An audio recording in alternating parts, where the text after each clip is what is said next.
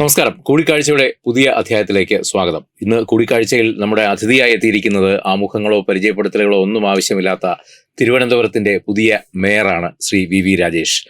രാജേഷ്ജി, നമസ്കാരം. ഔദ്യോഗികമായി ചാർജ് എടുത്ത ശേഷം ആദ്യമായാണ് തത്വമയുടെ സ്റ്റുഡിയോയിൽ. എല്ലാ ആശംസകളും അറിയിക്കുന്നു. സന്തോഷം. തുടർന്ന് അങ്ങോട്ടുള്ള പോക്കിന് ഞങ്ങളുടെ പിന്തുണയും ഈ ഒരു ഘട്ടത്തിൽ ഉറപ്പാക്കുകയാണ്. സന്തോഷം, വളരെ സന്തോഷം. രാജേഷ്, ഇപ്പോൾ കഴിഞ്ഞ ദിവസം പ്രധാനമന്ത്രി വന്നു പോകുമ്പോഴാണ് ഒന്നുകൂടി താങ്കൾ ദേശീയ തലത്തിൽ തന്നെ താങ്കളെ ഒന്ന് ശ്രദ്ധിക്കപ്പെടുന്നത്. അതിനു മുമ്പും ശ്രദ്ധിക്കപ്പെട്ടിട്ടുണ്ട് പല തവണയും. എങ്കിലും ഇത്തരത്തിൽ ഒരു ചരിത്ര വിജയം നേടിയ ഒരാളെ പ്രധാനമന്ത്രി ആശ്ലേഷിക്കുന്നു, തോളിൽ തട്ടി അഭിനന്ദിക്കുന്നു. ഒരുപക്ഷെ ഒരു ഹസ്തദാനം കൊതിച്ചു പോലും എത്തുന്ന ഒരുപാട് പ്രവർത്തകർക്കുള്ള ഒരു ഊർജ്ജമായിരുന്നു അന്ന് താങ്കൾക്ക് വേദിയിൽ വെച്ച് അദ്ദേഹം പകർന്നു നൽകിയത്. എങ്ങനെയായിരുന്നു ആ ഒരു മൊമെന്റ്? അത് വളരെ ആവേശകരമായിരുന്നു, വളരെ ആത്മവിശ്വാസം നൽകുന്നതായിരുന്നു. പക്ഷെ ഒരു വ്യക്തിക്ക് നൽകിയതാണ് ഞാൻ കണക്കാക്കുന്നില്ല. വർഷങ്ങളായി വലിയൊരു സ്വപ്നം, വലിയൊരു പ്രതീക്ഷ, വലിയൊരു ആശയം മനസ്സിൽ വെച്ചുകൊണ്ട് പ്രവർത്തിക്കുന്ന നൂറുകണക്കിന് ആയിരക്കണക്കിന് പ്രവർത്തകരുണ്ട്. ആ പ്രവർത്തകരുടെ അധ്വാന ഫലം സ്വാഭാവികമായിട്ടും രാഷ്ട്രീയ പാർട്ടിയാകുമ്പോൾ ഒരു വ്യക്തികളിലൂടെയൊക്കെ തന്നെ അത് നേതൃത്വം മുന്നോട്ട് പോകുന്നത്. അതുകൊണ്ട് അതിന് ആ സമയത്ത് നിമിത്തമായ ആൾ ഞാനായിരുന്നു. ഇനിയിപ്പോൾ അത് കേരളത്തിനും പ്രത്യേകിച്ചും കേരളത്തിലെ BJP പ്രവർത്തകർക്ക്, ദേശീയ പ്രസ്ഥാനങ്ങളുടെ മുഴുവൻ പ്രവർത്തകർക്കും നൽകിയ വലിയൊരു അംഗീകാരമായിട്ടാണ് ഞങ്ങളതിനെ കണ്ടത്. ഈ അംഗീകാരം എന്നുള്ളതിലപ്പുറം ഞങ്ങൾക്ക് നല്ല ആത്മവിശ്വാസം നൽകുന്നുണ്ട്, വളരെ വലിയ ആത്മവിശ്വാസം നൽകുന്നുണ്ട്. ഏറ്റെടുത്ത പ്രവർത്തികൾ ഞങ്ങൾ ഉദ്ദേശിച്ച സമയത്തിന് മുൻപ് തന്നെ പൂർത്തിയാക്കുവാനുള്ള ജനപിന്തുണ നരേന്ദ്രമോദിയെ പോലുള്ള ഒരാളുടെ അനുഗ്രഹം ലഭിച്ചതോടുകൂടി കൈവന്ന ഒരവസ്ഥയിലാണ് ഇപ്പോൾ. ഞാൻ ആ സീൻ ഒന്നുകൂടി ചോദിക്കുകയാണെങ്കിൽ, അതൊന്ന് വിശദീകരിച്ച് പറയുകയാണെങ്കിൽ, ശരിക്കും പ്രതീക്ഷിച്ചിരുന്നു അത്തരത്തിലൊരു ആശ്ലേഷവും ഒരു സ്നേഹത്തോടെയുള്ള തലവളലും ഒക്കെ പ്രതീക്ഷിച്ചിരുന്നു? അല്ല, അങ്ങനെ ഒന്നും ഇതിനകത്ത് പ്രതീക്ഷിക്കാൻ പറ്റില്ല. അതൊക്കെ സംഭവിക്കുന്നതാണല്ലോ. ഇപ്പം നരേന്ദ്രമോദിയെ പോലുള്ള ഒരാൾ, ഒരുപാട് ലോകം കണ്ട ഒരു വ്യക്തി, അദ്ദേഹം ഇതെനിക്ക് തോന്നുന്നത് ഇത് ഈ കോർപ്പറേഷനിലെ വിജയത്തിലുള്ള ഒരു ആത്മവിശ്വാസവും സന്തോഷവും ഉണ്ട്.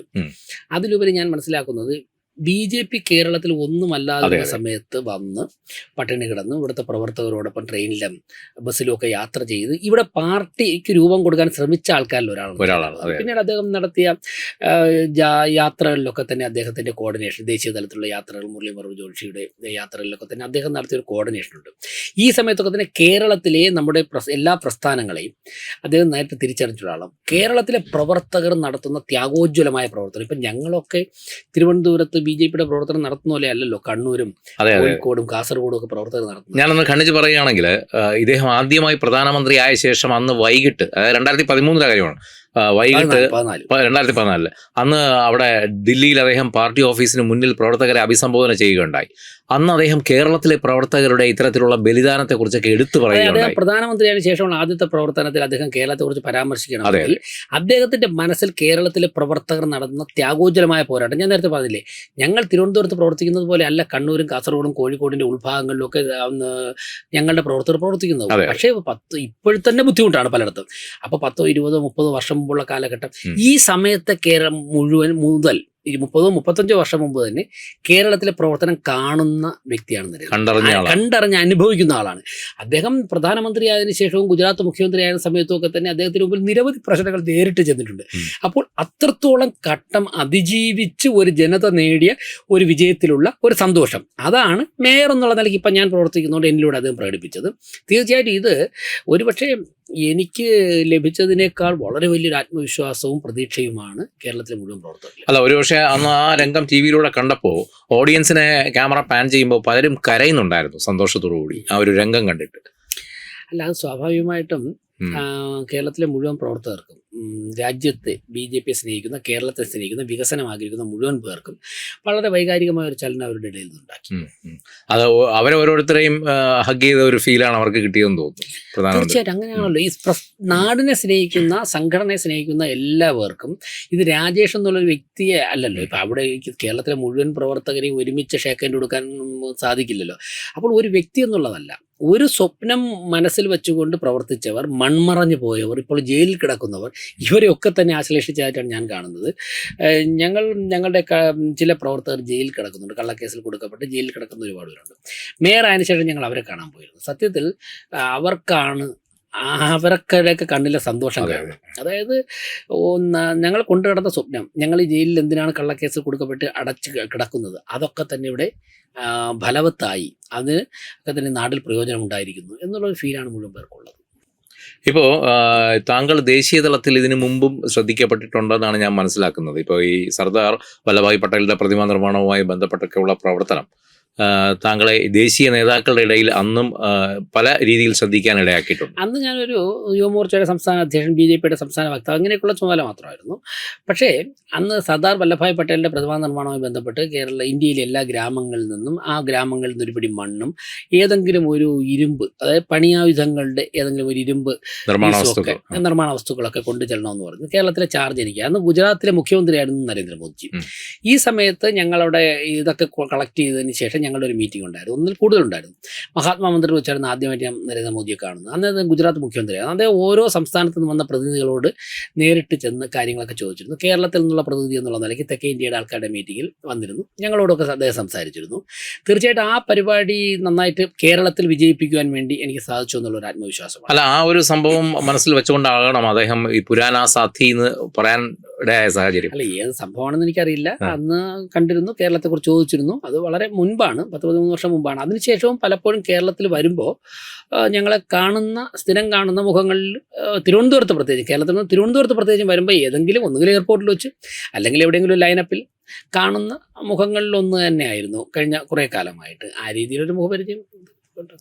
എന്തായാലും തിരുവനന്തപുരത്തെ ഈ ഒരു പരിപാടി അക്ഷരാർത്ഥത്തിൽ വൻ വിജയമായിരുന്നു. അത് ഈ പറഞ്ഞതുപോലെ BJPയെ സ്നേഹിക്കുന്ന അണികൾക്കൊക്കെ വലിയ ആവേശം പകരുന്നതായിരുന്നു. ഈ എല്ലാ കാര്യത്തിനും ഒരു മറുവശമുണ്ടല്ലോ. അപ്പോൾ ഈ ഒരു വിഷയത്തിലും മാധ്യമങ്ങൾ മറ്റാരും കാണാത്ത ചില കാര്യങ്ങളൊക്കെ കണ്ടെത്തിയില്ലേ ഇതിനകത്ത്, ചില വിവാദങ്ങൾ. ഇപ്പോൾ മോദിജി വന്നപ്പോൾ ബ്ലൂ പ്രിന്റ് എവിടെ, അതുവരെ BJP ഉയർത്തിക്കാട്ടിയ ബ്ലൂ പ്രിന്റ്, നഗരവികസനത്തിന്റെ ബ്ലൂ പ്രിന്റ് അദ്ദേഹം ഇതിൽ വ്യക്തമാക്കുമെന്ന് പറഞ്ഞു. ആ ബ്ലൂ പ്രിന്റ് എവിടെ എന്നൊരു ചോദ്യം ഉയർന്നു. അതിന് തൊട്ട് പിന്നാലെ BJP തന്നെ BJPക്ക് പിഴയിടുന്ന ഒരു കാഴ്ച തിരുവനന്തപുരം നഗരത്തിൽ കണ്ടു, ഫ്ലക്സ് ബോർഡുകൾ സ്ഥാപിച്ചതിൽ. ഇതും മറ്റൊരു മാധ്യമ വാർത്തയാണ്. ഇപ്പോ ഈ പറഞ്ഞ നമ്മൾ മോദിക്ക് സമർപ്പിച്ച ഒരു മെമ്മോറണ്ടം ഉണ്ട്, അതെവിടെയെന്നൊരു ചോദ്യമുണ്ട്. അത് ഞങ്ങൾ ജനങ്ങളുടെ മുൻപിൽ കാണിക്കും. ഞങ്ങളത് ജനങ്ങളുടെ മുമ്പിൽ പ്രദർശിപ്പിക്കും. അത് ഏതാണ്ട് ഞങ്ങൾ ഉടൻ തന്നെ ജനങ്ങൾക്കത് നൽകും. അത് പൂർണ്ണമല്ല, ഞങ്ങളിപ്പോൾ അത് പുറത്ത് കൊടുക്കണോ വേണ്ടത്, കാരണം അത് പൂർണ്ണമല്ല. ഇനിയും അതിൽ ഞാൻ അന്ന് തന്നെ പറഞ്ഞു, ഫെബ്രുവരി മാസത്തിൽ ഒരുപാട് കോൺക്ലേവുകൾ നടത്തണം. കോർപ്പറേഷൻ കോൺക്ലേവുകൾ നടത്തിക്കൊണ്ട് ഈ പ്രശ്നം ഇന്ന് തന്നെ ഞാനിപ്പോൾ ഇവിടെ വരുന്നതിന് മുമ്പ് ഈ പാർവതി പുത്തനാർ ആമയിഴഞ്ചാൻ തുടക്കം തന്നെ ശുചീകരിക്കുന്നതിന് മുൻപ് ഏത് തരത്തിലാണ് ഭൂമിക്ക് അടിയിലൂടെ അവിടേക്ക് ഡ്രെയിനേജ് പൈപ്പൊക്കെ ഇട്ടിരിക്കുന്നതെന്ന് എങ്ങനെ സാറ്റലൈറ്റ് ഒരു വെരിഫിക്കേഷൻ വഴി കണ്ടുപിടിക്കുക എന്നുള്ളതിനെ കുറിച്ചൊരു ചർച്ചയായിരുന്നു എൻ്റെ ഓഫീസിൽ. പൂർത്തിയായിട്ടില്ല. ഇതുപോലുള്ള സാങ്കേതിക വിദഗ്ധരുമൊക്കെ ആയിട്ട് ചർച്ച ചെയ്ത് വേണം ഒരു കൃത്യമായിട്ടുള്ള പദ്ധതി തയ്യാറാക്കാൻ. അതിനുശേഷം മാത്രമായിരിക്കും ഇത് പൂർണ്ണ രൂപത്തിൽ ഞങ്ങൾക്ക് മുന്നോട്ട് പോകാൻ സാധിക്കും. ഞങ്ങൾക്കിപ്പോൾ മോദിജി വന്നപ്പോഴേക്കും ഒരു 15 ദിവസമാണ്, സ്റ്റാൻഡിംഗ് കമ്മിറ്റി തെരഞ്ഞെടുപ്പൊക്കെല്ലാം കഴിഞ്ഞിട്ട് ഒരു 15 ദിവസമാണ് ഇതിന് പ്രിപ്പയർ ചെയ്യാൻ. അപ്പോൾ സംസാരിക്കേണ്ട എല്ലാവരും വേണ്ടി സംസാരിക്കാൻ സമയം കിട്ടിയിട്ടില്ല.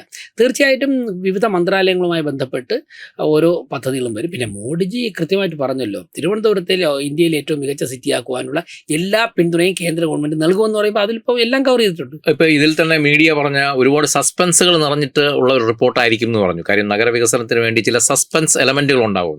അങ്ങനെ എന്തെങ്കിലും സസ്പെൻസ് എലമെന്റുകൾ ഉണ്ടാവും? അതായത് മീഡിയ വാർത്ത കൊടുക്കുന്ന മാധ്യമ പ്രവർത്തകന്റെ മാനസിക അവസ്ഥയാണ്. അവർക്ക് തിരുവനന്തപുരത്തെ കുറിച്ചുള്ള ചില സ്വപ്നങ്ങളുണ്ടാവും. അപ്പോൾ ഇതിൽ വന്നാൽ കൊള്ളാമെന്നുള്ളത് കൊണ്ട് അവർ മോഡി ഇത് പ്രഖ്യാപിക്കുമെന്നങ്ങ് പറയും. അപ്പോൾ എനിക്ക് പലപ്പോഴും തോന്നിയിട്ട് പല സാറ്റലൈറ്റ് സിറ്റി വരേണ്ടതാണ്. പിന്നെ ഈ ആറ്റിങ്ങര, കാട്ടാക്കട, നെടുമങ്ങാട്, ആറ്റിങ്ങലൊക്കെ സാറ്റലൈറ്റ് സിറ്റി ആകേണ്ടത് തന്നെയാണ്. അതൊരു മാധ്യമപ്രവർത്തന ആശയം തോന്നുമ്പോൾ അത് മോഡിജി പ്രഖ്യാപിച്ചേക്കും എന്ന് അദ്ദേഹം പറയും. അതൊക്കെ സ്വാഭാവികമാണ്. പക്ഷേ ഒരു പ്രധാനമന്ത്രിക്ക് ഒരു കാര്യങ്ങൾ ചെയ്യുന്നതിന് മുൻപ് കുറച്ചുകൂടി ഹോംവർക്ക് ഞങ്ങൾ ചെയ്യേണ്ടതായിട്ടുണ്ട്. അപ്പോൾ എന്തായാലും ചില സസ്പെൻസുകൾ പ്രതീക്ഷിക്കാം എന്ന് തന്നെയാണ്. ഞാൻ സസ്പെൻസ് എന്നുള്ള വാക്ക് ഉപയോഗിക്കുന്നില്ല. പക്ഷെ തിരുവനന്തപുരം ഇന്ത്യയിലെ ഏറ്റവും മികച്ച നഗരമാകുവാനുള്ള എല്ലാ കാര്യങ്ങളും നമുക്ക് പ്രതീക്ഷിക്കാം. വികസിത അനന്തപുരി എന്നുള്ള ഒരു സ്വപ്നം വികസിത അനന്തപുരി, വികസിത കേരളം, വികസിത ഭാരത്. ഞാൻ നരേന്ദ്രമോദി പറഞ്ഞല്ലോ, മോഡിജി പറഞ്ഞ വികസിത ഭാരത് എന്ന മുദ്രാവാക്യം മുന്നിൽ വെച്ചുകൊണ്ട് തന്നെയാണ് ഞങ്ങൾ ഈ ഇലക്ഷൻ നേരിട്ടത്. ഇപ്പോൾ ഈ കാര്യങ്ങളൊക്കെ മാറ്റി വെച്ചിട്ട് നമ്മൾ താങ്കളുടെ കർമ്മമണ്ഡലത്തിലേക്ക് വന്നാൽ ഇപ്പോൾ മേയറായി അധികാരമേറ്റെടുത്ത് വളരെ ചുരുങ്ങിയ ദിവസങ്ങളെ ആകുന്നുള്ളൂ. ഇത്രയും ദിവസം ഈ നോക്കി കാണുമ്പോൾ മുന്നിലുള്ള ഒരു വെല്ലുവിളികൾ എന്ന് പറയുന്നത് എന്തൊക്കെയാണ്? അല്ല, ഞാൻ വെല്ലുവിളിയായിട്ട് ഒന്നിനെയും കാണുന്നില്ല. വെല്ലുവിളിയായിട്ട് കാരണം അത് ഞങ്ങൾ ചെറിയ പ്രായം, ഞാൻ പല മാധ്യമങ്ങളിലും പറഞ്ഞു. അല്ല, ഞാൻ ചോദിക്കാൻ ഒരു കാര്യമുണ്ട്. ഇവിടെ തിരുവനന്തപുരം നഗരം എന്ന് പറയുന്നത് പൊതുവേ ഇതുവരെ വന്നിരുന്ന ഒരു ശീലം എന്ന് പറഞ്ഞാൽ ഒരു ഇടത് എക്കോ സിസ്റ്റമാണ്. ഇപ്പോൾ ട്രേഡ് യൂണിയനുകളായാലും മറ്റു വിഭാഗങ്ങളായാലും. അപ്പോൾ ഇവരെയൊക്കെ മേച്ചുകൊണ്ട് വേണം മുന്നോട്ട് പോകാൻ. അപ്പോൾ ഇതൊരു വലിയ കടമ്പയായിട്ട് തോന്നുന്നുണ്ടോ എന്നുള്ളത് ഞാൻ അതാണ് പറഞ്ഞു വന്നത്. ഇപ്പോൾ ABVP-യിൽ ഞങ്ങൾ 2-3 പേരെ വെച്ചിട്ട് പ്രവർത്തിക്കുമ്പോൾ മറുഭാഗത്ത് SFI 500 പേരെയും വെച്ച് MLA-മാരുടെയും മന്ത്രിമാരുടെയും MP-മാരുടെയും പ്രൊട്ടക്ഷനോടുകൂടി സർവകലാശാല യൂണിയനും ഏറെക്കുറെ എല്ലാ കോളേജ് യൂണിയനും പിടിച്ച് SFI മുമ്പോട്ട് പോകുമ്പോഴാണ് 3-4 ABP-കാരെ വിളിച്ച് വച്ചിട്ട് പെട്രോളില്ലാത്ത ബൈക്ക് ഉരുട്ടി ഞങ്ങൾ നന്നായിട്ട് ആഹാരം കഴിക്കാൻ പൈസയില്ല, ഞങ്ങൾ ABP പ്രവർത്തനം നടത്തിയത്. അന്നൊക്കെ ഞങ്ങൾക്ക് ചില വെല്ലുവിളിയായിട്ട് തോന്നിയിട്ടുണ്ട്. പക്ഷേ പിന്നീട് അങ്ങോട്ടുള്ള ഞങ്ങളുടെ സംഘടനാ പ്രവർത്തന സമയത്തൊക്കെ തന്നെ ഞങ്ങളോട് നേതൃത്വം പറഞ്ഞിട്ടുള്ളത് വെല്ലുവിളികളെ അവസരങ്ങളാക്കി മാറ്റണം, ശീലമാക്കും. വെല്ലുവിളികളെ നമ്മൾ അവസരമാക്കണം. ആ വെല്ലുവിളി തരണം ചെയ്യാനുള്ള ഒരു കപ്പാസിറ്റി നിങ്ങൾ ഉണ്ടാക്കണം. അറിഞ്ഞോ അറിയാതെ നമ്മുടെ ഉള്ളിൽ ആ വെല്ലുവിളിയെ അതൊരവസരമാണ്, അത് നമുക്ക് ഗെറ്റ് ഓവർ ചെയ്യണം. ഈ ഒരു മാനസികാവസ്ഥയിലേക്ക് നിങ്ങൾ മാറണം. ഇത് പഠിച്ചാണ് ചെറിയ കാലഘട്ടം മുതൽ തന്നെ ഞങ്ങൾ പൊതുപ്രവർത്തനം ആരംഭിക്കുന്നത് എന്നുണ്ടെങ്കിൽ സ്വാഭാവികമായിട്ട് യുവമോർച്ചയിലും BJP-യുടെ ജില്ലാ പ്രസിഡന്റൊക്കെ ആയിരുന്നപ്പോഴേക്കും ഇങ്ങനെയുള്ള സാഹചര്യം വന്നിട്ടുണ്ട്. ഒന്നും വെല്ലുവിളിയായിട്ട് തോന്നിയിട്ടില്ല. അതിനെ ഞങ്ങൾ ഗെറ്റ് ഓവർ ചെയ്യും. ഞങ്ങളുടെ സംഘടനാ കാര്യങ്ങൾക്ക് നിരക്കുന്നതാണെങ്കിൽ, നമ്മുടെ നീതിബോധത്തിന് നിരക്കുന്നതാണെങ്കിൽ, നമുക്ക് ബോധ്യമുണ്ട് എന്നുണ്ടെങ്കിൽ നമ്മൾ തന്നെ തരണം ചെയ്യും. അപ്പോൾ തിരുവനന്തപുരത്തുള്ള എല്ലാം തന്നെ തരണം ചെയ്യാന്നുള്ള പ്രശ്നങ്ങൾ മാത്രമേ. അല്ല, ഈ മേയറുടെ കസേരയിൽ വന്നിരിക്കുമ്പോൾ തിരുവനന്തപുരം അഭിമുഖീകരിക്കുന്ന ഒരു 3 പ്രധാന പ്രശ്നങ്ങൾ എന്തെന്ന് ഞാൻ ചോദിച്ചു കഴിഞ്ഞാൽ എന്തായിരിക്കും പെട്ടെന്ന് പറയാൻ പറ്റും? 1 മാലിന്യ പ്രശ്നം, 2 തെരുവുനായ പ്രശ്നം, 3ാമത് കുടിയുള്ള പ്രശ്നം. ഇത് തന്നെയാണ് കാലാകാലങ്ങളിലായി മാറി ഇടതും വലതും ഒക്കെ ഭരിച്ചിരുന്നപ്പോൾ ഇവിടെ അഡ്രസ്സ് ചെയ്യപ്പെട്ട വിഷയം. അപ്പോൾ ഈ എല്ലാവരും ചോദിക്കുന്ന ഒരു കാര്യം കൂടെ ഉണ്ട്, ഇനി എന്താണ് ഇതിനൊരു പരിഹാരം? പൂച്ചയ്ക്ക് മണി കെട്ടണ്ടേ? പൂച്ചയ്ക്ക് ആര് മണി കെട്ടുമെന്നുള്ള ചോദ്യത്തിന് പൂച്ചയ്ക്ക് BJP മണി കെട്ടും. അത് തന്നെയാണ് ഉത്തരം. ഉറപ്പായിട്ടും ഞങ്ങൾ 100% ഞങ്ങൾ ആത്മാർത്ഥമായിട്ട് പരിശ്രമിക്കും. പിന്നെ മനുഷ്യസാധ്യമല്ലാത്ത ചില ഘടകങ്ങൾ എല്ലാ സ്ഥലങ്ങളിലും ഉണ്ടാകും. പക്ഷേ മനുഷ്യസാധ്യമായുള്ള എല്ലാ പരിശ്രമവും ഞങ്ങൾ നടത്തും. ഈ മാലിന്യ നിർമ്മാർജ്ജനം കഴിഞ്ഞ കുറേ വർഷങ്ങളായി, ഒരു ദശാബ്ദത്തിലേറെയായി ഇവിടെ ചർച്ച ചെയ്യുന്ന വലിയൊരു വിഷയമാണ്. നമുക്കറിയാം, വിളപ്പിശാല പോലുള്ള ഒരു സ്ഥലം ഉണ്ടായിട്ട് കൂടിയും ഇന്നും നമുക്ക് മാലിന്യം കൃത്യമായി ഡംപ് ചെയ്യാൻ ഒരു ഏരിയ ഇല്ല എന്ന് പറയേണ്ട ഒരു അവസ്ഥയിലേക്ക് വന്നിട്ടുണ്ട്. അപ്പോൾ ഇനിയിപ്പോൾ എങ്ങനെയാണ് ഇതിനൊരു പരിഹാരം? മാലിന്യം ഡംപ് ചെയ്യുകയല്ല ചെയ്യേണ്ടത്, മാലിന്യം ഡംപ് ചെയ്യുകയല്ല ചെയ്യുന്നത്, മാലിന്യം സംസ്കരിക്കണം. ഞാൻ ചോദിക്കട്ടെ, മനുഷ്യൻ ഇല്ലെങ്കിൽ ജീവജാലങ്ങളുള്ള എല്ലാ സ്ഥലങ്ങളിലും മാലിന്യമുണ്ട്. തിരുവനന്തപുരത്തേക്കാൾ പോപ്പുലേഷൻ ഡെൻസിറ്റി ഉള്ള പല നഗരങ്ങളും ലോകത്തിലുണ്ട്. അവിടെയൊക്കെ തന്നെ മാലിന്യ സംസ്കരണം നടക്കുന്നില്ലേ? അപ്പോൾ നമുക്ക് ഏത് പദ്ധതിയും, ഇപ്പോൾ ഉദാഹരണത്തിന് ഒരു ബസ്സും 2 ബസ്സുമുള്ള മുതലാളിമാർ അതിനെ നന്നായിട്ട് പരിപാലിച്ച് 25, 50, 100 ബസ്സാക്കിയ ചരിത്രങ്ങളുണ്ട്. KSRTCക്ക് അവർ പണം കൊടുത്തു പോലുള്ള പലപ്പോഴും വണ്ടിയാവുന്നത് ഇപ്പോഴും നഷ്ടമല്ലേ? അതെ. അങ്ങ് വിളപ്പിൽശാല എന്ന് പറഞ്ഞ്, വിളപ്പിൽശാല ഹൈദരാബാദിൽ വളരെ നന്നായിട്ടൊരു മാലിന്യ സംസ്കരണ പ്ലാന്റ് നടക്കുന്നത് അറിഞ്ഞ് അന്നത്തെ മേയർ വിളപ്പിൽശാലയിലുള്ള ആൾക്കാരെയും കൊണ്ട് കൂട്ടിപ്പോയി ഹൈദരാബാദ് പ്ലാന്റ് കാണിച്ച് അവർ തൃപ്തി വന്നിട്ടാണ് വിളപ്പിൽശാലയിൽ ആരംഭിച്ചത്. കൈകാര്യം ചെയ്ത രീതി ശരിയല്ല. ഞാൻ 2 ഉദാഹരണം പറഞ്ഞു, KSRTC പറഞ്ഞു, വിളപ്പിൽശാലയും പറഞ്ഞു. KSRTC വിജയിച്ച ഉദാഹരണം മറ്റു സ്ഥലങ്ങളിൽ ബസ് നടത്തി ലാഭം ഉണ്ടാക്കുന്നതിനെക്കുറിച്ച്. ഹൈദരാബാദിൽ വിജയിച്ച ഉദാഹരണമാണ് വിളപ്പിൽശാലയെ കൊണ്ടുവന്നത്. അപ്പോൾ പ്രശ്നം എന്താണ്? നമ്മൾ ഇംപ്ലിമെന്റ് ചെയ്യുന്ന ആ ലൈനാണ്, ആ രീതി. ഒരു മനോഹരമായ ആശയം നമ്മൾ നടപ്പിലാക്കുമ്പോഴേക്കും കൃത്യമായ അവധാനതയോടെ നടപ്പിലാക്കാൻ സാധിച്ചു കഴിഞ്ഞാൽ നമുക്ക് വിജയിപ്പിക്കാൻ സാധിക്കും. ഇനി നേരത്തെ ഞാൻ പറഞ്ഞതുപോലെ മനുഷ്യസാധ്യമല്ലാത്ത ചില ഘടകങ്ങളുണ്ട്, പരാജയപ്പെട്ടേക്കാം. പക്ഷെ ഞങ്ങൾ ആത്മാർത്ഥമായിട്ട് പരിശ്രമിക്കും. ഞങ്ങൾക്ക് അതിൽ വളഞ്ഞ വഴിയൊന്നുമില്ല. രണ്ടാമത്തെ ഏറ്റവും വലിയ പ്രശ്നം നേരത്തെ പറഞ്ഞതുപോലെ തെരുവ് നായി പ്രശ്നവും പിന്നെ അതിൻ്റെ പിന്നാലെ വരുന്നത് കുടിവെള്ള പ്രശ്നവുമാണ്. അപ്പോൾ ഇത് രണ്ടിനും കൃത്യമായ പദ്ധതി ഉണ്ടോ? അല്ല, അതിന് പദ്ധതി എന്ന് പറഞ്ഞാൽ ഇപ്പോൾ സുപ്രീം കോടതിയിൽ തന്നെ ഓർഡറുണ്ട്. എന്തായാലും ശരി തന്നെ തെരുവ് നായ്ക്കൾ ജീവനുള്ളവയാണ്, അവയെ കൃത്യമായിട്ട് സംരക്ഷിക്കണം. Animal birth control ABC animal birth control നടത്തിയാൽ മാത്രമേ അതിന് ശാശ്വത പരിഹാരമാവുകയുള്ളൂ. പക്ഷേ അനിമൽ ബർത്ത് കൺട്രോൾ നടത്തി ഈ നായുടെയൊക്കെ ഇത് വംശനാശം സംഭവിക്കുന്ന പോലെ 7-8 വർഷം മനുഷ്യൻ കടികൊണ്ട് നടക്കണമെന്ന് പറഞ്ഞു കഴിഞ്ഞാൽ അത് പ്രായോഗികമല്ല. അപ്പോൾ അതിനും പരിഹാരം ഉണ്ടാകണം. നായ്ക്കൾ ഇപ്പോൾ തെരുവിൽ അലഞ്ഞു തിരിയുന്നതിനേക്കാൾ മെച്ചമായി അവയ്ക്ക് ഏറുകൊള്ളാതെ, അവയ്ക്ക് അടി കിട്ടാതെ, മറ്റസുഖങ്ങൾ ബാധിച്ച് അവ ജീർണിച്ച് നരകിച്ച് മരിക്കാതെ അവയെ കൃത്യമായിട്ട് പരിപാലിക്കാനുള്ള ഷെൽട്ടറുകൾ ഉണ്ടെങ്കിൽ ആ ഷെൽട്ടറുകൾ അവയെ അടച്ചും മെച്ചപ്പെട്ട ഭക്ഷണവും കൊടുത്ത് ABC നടത്തി. അല്ല, ഇതിൽ ആദ്യം നമ്മൾ പറഞ്ഞ വിഷയവും ഇതുമായിട്ട് കണക്റ്റഡ് അല്ലേ? കാര്യം ഈ മാലിന്യ സംസ്കരണം പ്രോപ്പറായി നടക്കാത്തതും ഈ തെരുവ് നായ്ക്കളുടെ ഒരു വംശവർദ്ധന കാരണമല്ലേ? അല്ല, മാലിന്യ സംസ്കരണം അവസാനിച്ചാൽ 2-3 പ്രശ്നങ്ങൾ പരിഹരിക്കും. ഈ നദികളിൽ ഉം. മാലിന്യം ഒഴുകുന്നത് അവസാനിക്കും.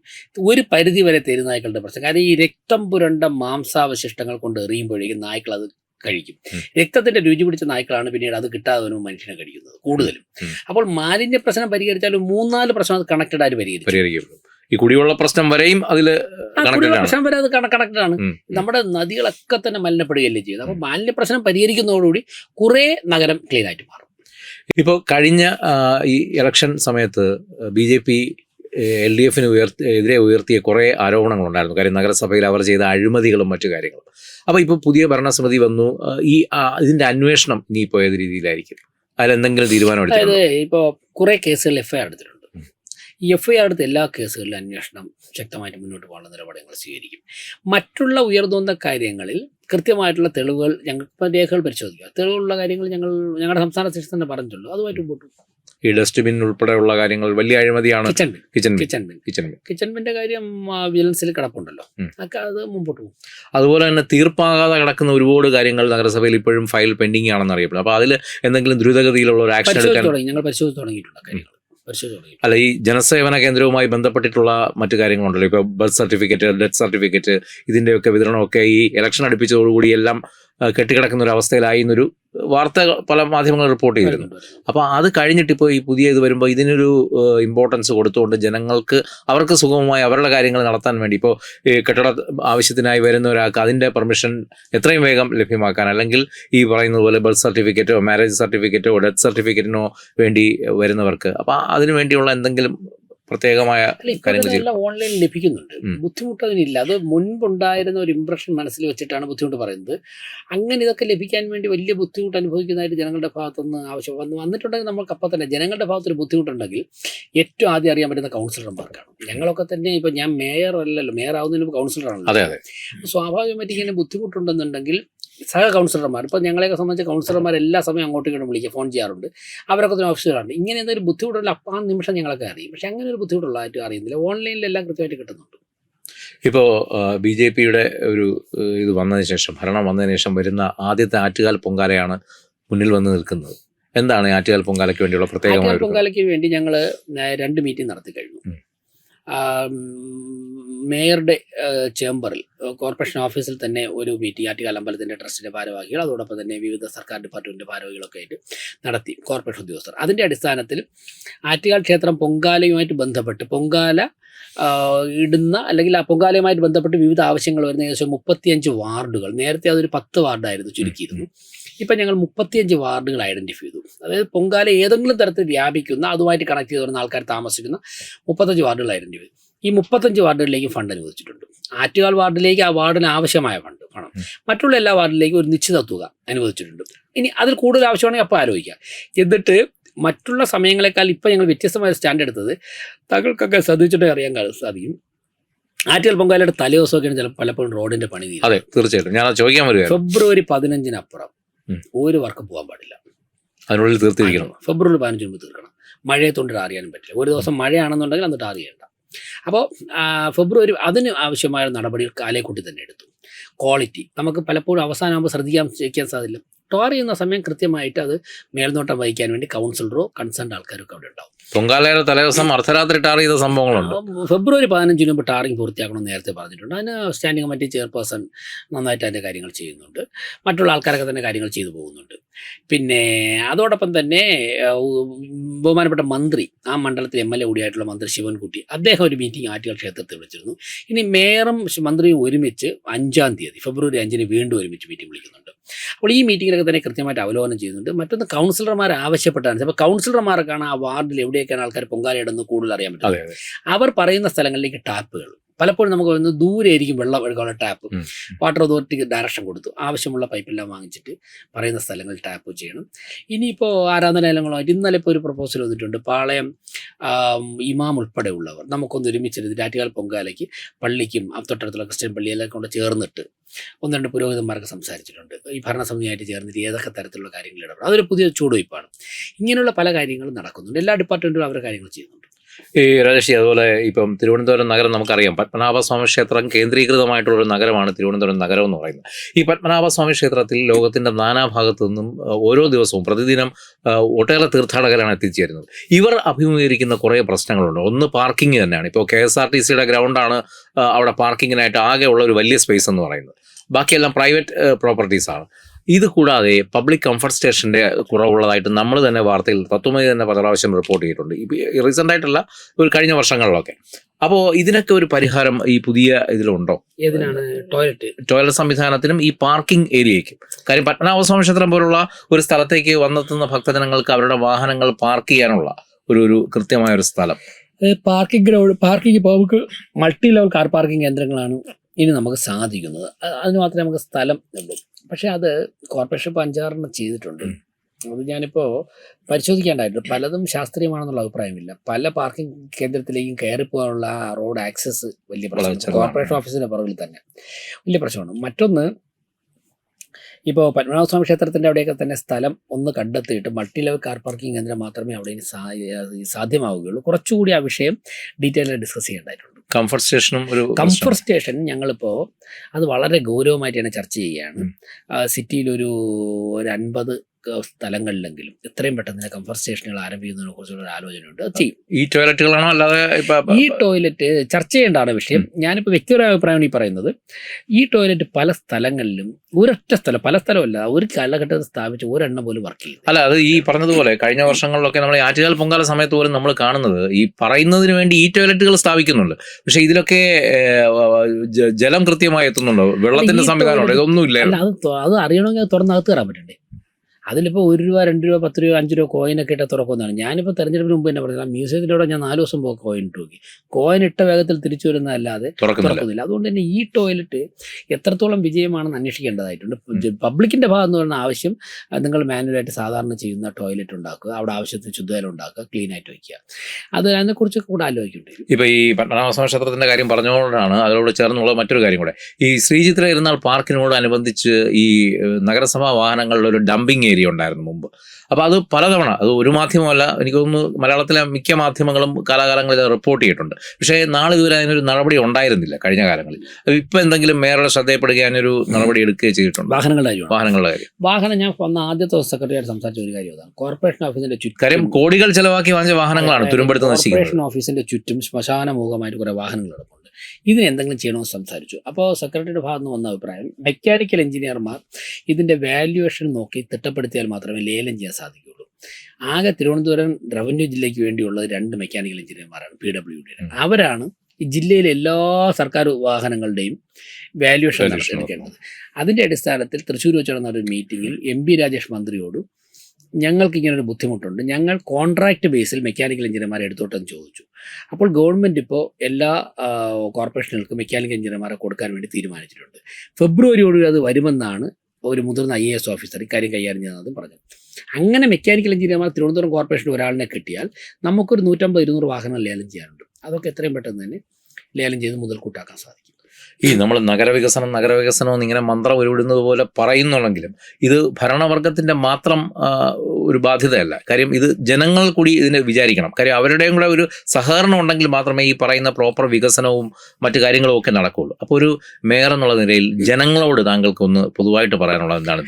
അതായത് ഈ ശുചിത്വവും മറ്റു കാര്യങ്ങളെ സംബന്ധിച്ച് ഭരണസമിതി 2-3 തരത്തിൽ വ്യത്യാസമായിട്ട് ചിന്തിക്കാൻ ഞങ്ങൾ ആഗ്രഹിക്കുന്നുണ്ട്. അതായത് ഞങ്ങളൊക്കെ രാഷ്ട്രീയ പ്രവർത്തകരാണ്.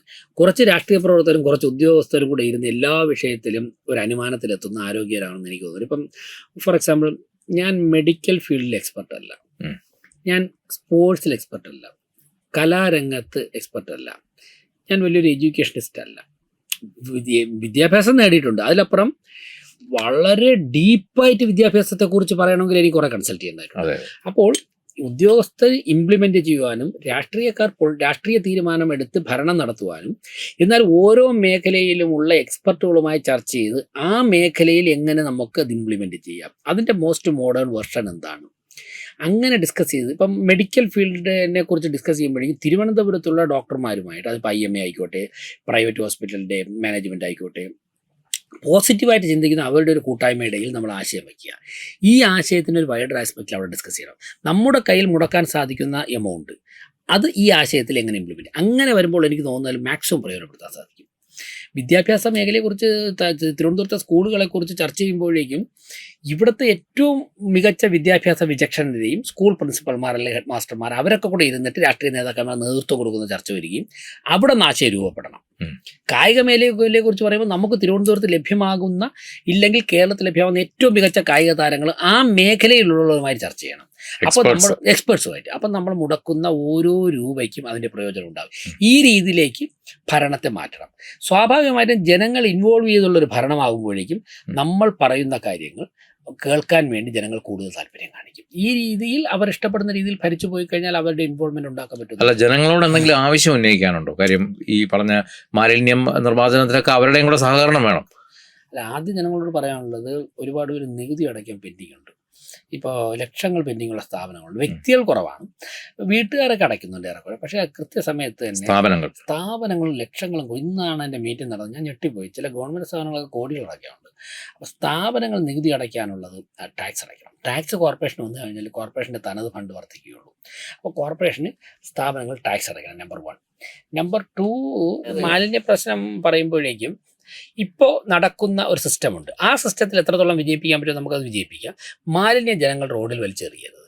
ഇനി ചില സ്ഥലങ്ങളിൽ ചില പ്രശ്നങ്ങളുണ്ട്. ഞങ്ങൾ കൃത്യമായിട്ട് അത് സംസ്കരിക്കാനുള്ളൊരു സിസ്റ്റം ഞങ്ങൾ ഉണ്ടാക്കും, ശാസ്ത്രീയമായി സംസ്കരിക്കാനുള്ള. അത് സിസ്റ്റം ഉണ്ടായിക്കഴിഞ്ഞാൽ ഞങ്ങൾ അത് ഫോളോ ചെയ്യാനുള്ള ഡയറക്ഷൻ വരും. അത് കൃത്യമായിട്ട് ഫോളോ ചെയ്യണമെന്നുള്ളതാണ് അഭിപ്രായം. ഇതുമായി ബന്ധപ്പെട്ട ഒരു കാര്യം കൂടെ ചോദിച്ചോട്ടെ. ഇപ്പോൾ ഈ ആരോഗ്യകാര്യ സ്റ്റാൻഡിംഗ് കമ്മിറ്റിക്ക് എല്ലാ നഗരസഭയിലും വലിയൊരു പങ്കുണ്ട്. ഇപ്പോൾ ഈ ഹോട്ടലുകളിലെ ഭക്ഷണത്തിൻ്റെ ഒരു ശുദ്ധത അത് ഉറപ്പാക്കാൻ എന്തെങ്കിലും ഒരു അടിയന്തരം ഹോട്ടലിന്റെ ഉടമസ്ഥർ ഹോട്ടലുകാർ കാണാൻ വന്നിരുന്നു.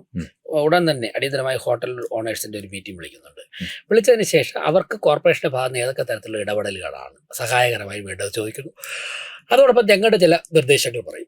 ഇപ്പോഴും നഗരത്തിലെ പ്രധാനപ്പെട്ട ഹോട്ടലുകളിൽ പോലും പഴകിയ ഭക്ഷണങ്ങൾ കിട്ടുന്നതായിട്ട് ആളുകളുടെ കൺസ്യൂമേഴ്സിന്റെ പരാതിയുണ്ട്. അല്ല, അങ്ങനെയുണ്ട്. അത് ആദ്യം അവർക്ക് വിളിച്ച് അവരുമായിട്ട് സംസാരിച്ച് നിർദ്ദേശം കൊടുത്ത് അവർക്ക് എല്ലാം തയ്യാറാവാനുള്ള മിനിമം സമയം കൊടുക്കണം. എന്തെങ്കിലുമൊക്കെ കിച്ചണിലൊക്കെ പോരായ്മയുണ്ട്, അതിനുശേഷം നടപടികൾ. അപ്പൊ ഈ ഇത്തരം കാര്യങ്ങളിൽ ഒരു നിഷ്കർഷ പാലിക്കും. തീർച്ചയായിട്ടും പാലിക്കേണ്ട എല്ലാ കാര്യങ്ങളും പാലിക്കും. ഈ നമ്മൾ അവസാന ഘട്ടത്തിലേക്ക് വരുമ്പോൾ കുറച്ച് രാഷ്ട്രീയം കൂടെ സംസാരിച്ചിട്ട് അവസാനിപ്പിക്കുക. ഇപ്പോൾ 2026 നിയമസഭാ ഇലക്ഷൻ പടിവാതിൽക്കൽ വന്ന് നിൽക്കുകയാണ്. BJPക്ക് ഇപ്പോൾ വൻ പ്രതീക്ഷയാണ് കേരളത്തിൽ. പ്രതീക്ഷയോടെയാണ് ആളുകൾ കാണുന്നത്. കാര്യം വെറും ഒരു മൂന്നാം മുന്നണി എന്നുള്ളതിനപ്പുറം ഈ എന്താ പറയുക, പോർക്കളത്തിൽ നിൽക്കുന്ന ഒരു പ്രധാനപ്പെട്ട കക്ഷിയായിട്ട് തന്നെ കാണുന്നുണ്ട്. മാത്രമല്ല മുന്നണിയുടെ ശക്തിയും വർദ്ധിച്ചു വരികയാണ്, ഇല്ലേ? ഇപ്പോൾ JSS വരുന്നു, പിന്നാലെ 2020 വരുന്നു. അപ്പോൾ അതും ഒരു വശത്തൂടെ മുന്നോട്ട് പോവുകയാണ്. എന്താണ് ഈ ഒരു ഇലക്ഷനെ കുറിച്ച് പൊതുവെ പറയുന്നത്? ഇലക്ഷനിൽ ഇപ്പോൾ തിരുവനന്തപുരം പാർലമെന്റിൽ കോർപ്പറേഷൻ നടന്ന കാര്യം ഇത് കേരളത്തിൽ മുഴുവൻ റിഫ്ലക്ട് ചെയ്യും. കേരളത്തിലൊരു ഓൾട്ടർനേറ്റീവിനെ ഓരോ അസംബ്ലി മണ്ഡലത്തിലും ഓരോ പഞ്ചായത്തിലും മുനിസിപ്പാലിറ്റിയും ഒരു ഓൾട്ടർനേറ്റീവിനെ തേടിയിരിക്കുകയാണ് ജനങ്ങൾ. ആ ഓൾട്ടർനേറ്റീവ് ആവാൻ BJPക്ക് എവിടെ സാധിക്കുമോ, എവിടെ ജനങ്ങൾ കോൺഫിഡൻസ് ഉണ്ടോ അവിടെ BJPക്ക് ഉണ്ട്. തിരുവനന്തപുരത്ത് ജനങ്ങൾ കോൺഫിഡൻസ് ഉണ്ടായി. മറ്റുള്ളവരത്തേക്ക് നമുക്ക് എല്ലാ സ്ഥലങ്ങളിലും അങ്ങനെ ക്രിയേറ്റ് ചെയ്യാൻ സാധിക്കും. ഇപ്പോൾ കോഴിക്കോടും കൊല്ലത്തും ഒക്കെ വാർഡുകളിൽ നല്ല ആത്മവിശ്വാസത്തിൻ്റെ സീറ്റ് കൂടുതൽ കിട്ടി. അപ്പോൾ സ്വാഭാവികമായിട്ട് എനിക്ക് തോന്നുന്നു മുതിർന്ന നേതാക്കന്മാരൊക്കെ തന്നെ മത്സര രംഗത്ത് ഇറങ്ങുന്നതോടുകൂടി കേരളത്തിൽ വലിയൊരു കോൺഫിഡൻസ് അസംബ്ലി ലെവലിലുണ്ടാവും. എത്ര സീറ്റ് വരെ കിട്ടും കേരളത്തിൽ BJP? സീറ്റിനാണ് എനിക്ക് പറയാറായിട്ടില്ല. അല്ല, എങ്കിലും ഒരു ഇത്ര MLA മാർ നമുക്ക് നിയമസഭയിലേക്ക് എത്തിക്കാൻ പറ്റും. നിർണായക ശക്തിയായിരിക്കും നിയമസഭയിൽ BJP, അത് സംശയമില്ല. താങ്കൾ മത്സരിക്കും? പാർട്ടി ഈ കോർപ്പറേഷനിലെ ഈ ജോലിയാണ് ഇപ്പോൾ ചെയ്യാൻ വേണ്ടി ഏൽപ്പിച്ചിരിക്കുന്നത്. ഇത് വളരെ ഭംഗിയായിട്ട് ഏറ്റ കാര്യങ്ങൾ ചെയ്ത് പൂർത്തിയാക്കും എന്നുള്ളതാണ് ലക്ഷ്യം. അപ്പോൾ എന്തായാലും മേയർ എന്നുള്ള പുതിയ പദവിയിൽ താങ്കൾക്ക് ഒരുപാട് കാര്യങ്ങൾ ചെയ്ത് തുടങ്ങിയിട്ടേ ഉള്ളൂ, അല്ലേ? പൂർത്തിയാക്കാൻ ഇനി ഒരുപാട് ദൂരം സഞ്ചരിക്കേണ്ടതായിട്ടുണ്ട്. അപ്പോൾ ഒരു മാധ്യമം, ഉത്തരവാദിത്വപ്പെട്ട മാധ്യമം എന്നുള്ളതിൽ തത്വമയും ഒപ്പമുണ്ട്. എല്ലാ പിന്തുണയുമായി എല്ലാവിധ ആശംസകളും അങ്ങേക്ക് നേരുന്നു ഈ ഒരു അവസരത്തിൽ. ഈ വൈകിയ വേളയിലും നമ്മുടെ സ്റ്റുഡിയോയിൽ എത്തുകയും ഇങ്ങനെ ഒരു ഇന്റർവ്യൂ, അതും പ്രധാനമന്ത്രിയുടെ വിസിറ്റിന് ശേഷമുള്ള ആദ്യത്തെ മീഡിയ ഇന്റർവ്യൂ ആണെന്നാണ് ഞാൻ മനസ്സിലാക്കുന്നത്. ശരിയാ. അപ്പോൾ വളരെയധികം നന്ദി. വളരെ സന്തോഷം. നമസ്തേ. Brought you by Kerala AIDS control society. HIV/AIDS സംബന്ധമായ സംശയങ്ങൾക്ക് 1097 എന്ന 24 മണിക്കൂറും പ്രവർത്തിക്കുന്ന ടോൾ ഫ്രീ നമ്പറിലേക്ക് വിളിക്കുക. വാട്സാപ്പിലും ഫേസ്ബുക്കിലും ഒക്കെ സ്റ്റാറ്റസ് അപ്ഡേറ്റ് ചെയ്യാറുണ്ടല്ലോ, HIV സ്റ്റാറ്റസോ. HIV പിടിപെടാനുള്ള സാഹചര്യങ്ങളിൽ കൂടി അറിഞ്ഞോ അറിയാതെയോ കടന്നു പോയിട്ടുണ്ടാവാം. എന്ത് തന്നെയായാലും മുൻകൂട്ടി പരിശോധിച്ച് HIV സ്റ്റാറ്റസ് അറിയൂ. സൗജന്യ HIV പരിശോധനയും കൗൺസിലിങ്ങും ആരോഗ്യ കേന്ദ്രങ്ങളിൽ പ്രവർത്തിക്കുന്ന ICTC അഥവാ ജ്യോതിഷ് കേന്ദ്രങ്ങളെ സമീപിക്കുക. നിങ്ങളുടെ സ്റ്റാറ്റസ് എന്തായാലും വിവരങ്ങൾ രഹസ്യമായി സൂക്ഷിക്കുന്നതായിരിക്കും.